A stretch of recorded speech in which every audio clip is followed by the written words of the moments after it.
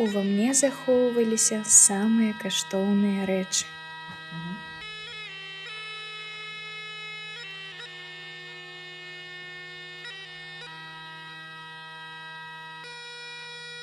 Я захоўваў напоі халоднымі і свежымі нават у самыя спякотныя дні.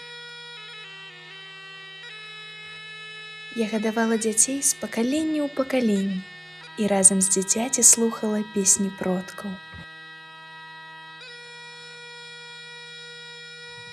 Я забяспечвала ўсю сям'ю смачным вяршковым маслам узамен на плённую працу.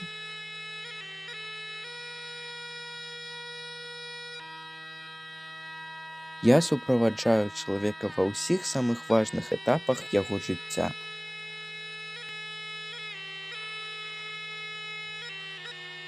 А з маёй дапамогай ствараліся рушнікі і кашулі. Дзякуючы мне і працавітым гаспадарам, дом поўніўся водрам свежага хлеба.